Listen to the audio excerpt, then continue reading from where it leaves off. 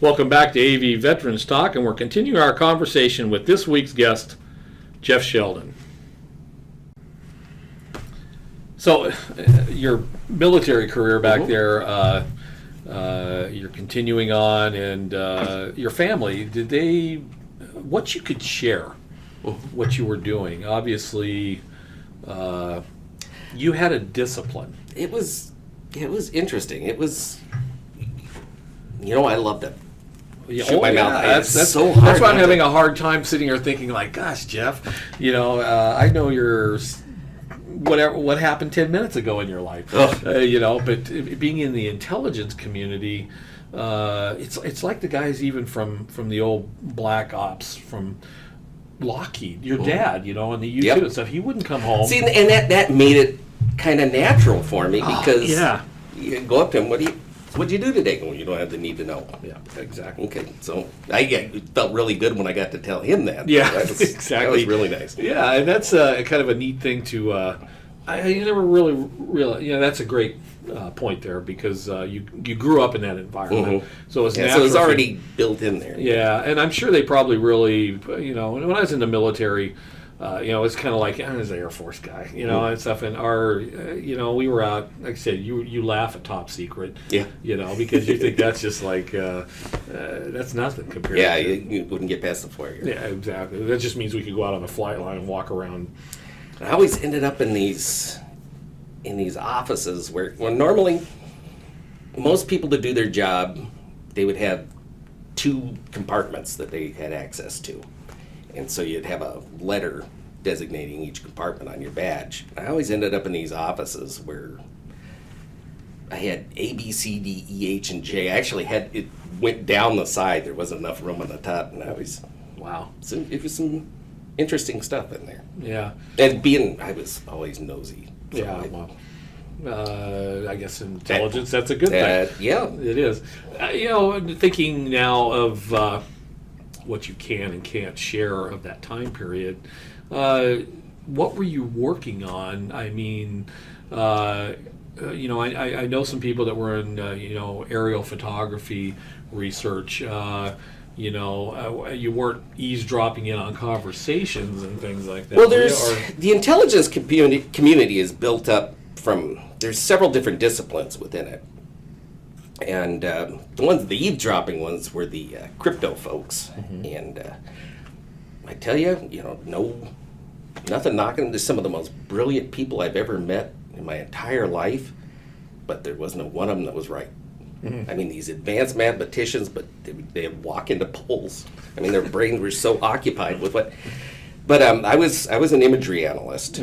So one thing I could tell during I did counter narcotics and that kind of thing a lot after the Gulf War, but during the Gulf War, it was pre-GPS.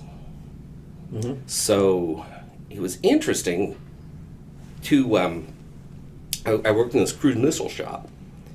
And to get the Tomahawks, they can't beam the radar out there because then you'd be able to lock onto it and shoot the Tomahawks down.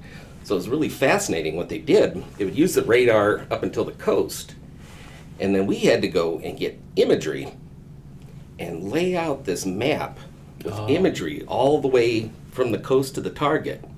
And then it had a downward-looking camera on the cruise missile, and it would follow the terrain with that imagery. And so we did a lot of building those packages and then shipping them out. Yeah, that makes perfect sense, and of course it's a lot easier now. Well, and that imagery that you were getting was at that time period was probably satellite imagery that you would piece together for your maps, or was it flyover? There was what we call imagery from non-air breathing platforms. Okay. So that's way up there. Can't say the S word, but yeah. Yeah, okay. I got you. So that's our TV hall buddies world, right? So I have to drag him in here now to get the other part of the story. He kind of made my point there. Yeah.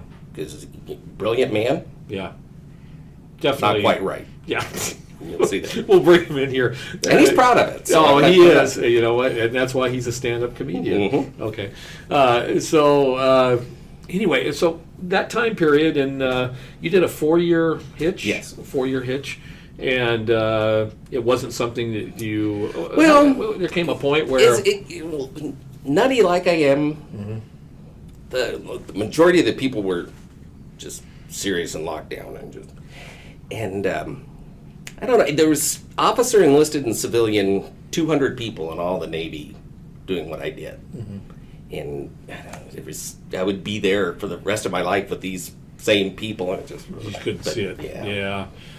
One question. There were some great people. Oh yeah, and usually is there. I served with people that just. I had a buddy from the Air Force. You did. He was from West Virginia. Yeah.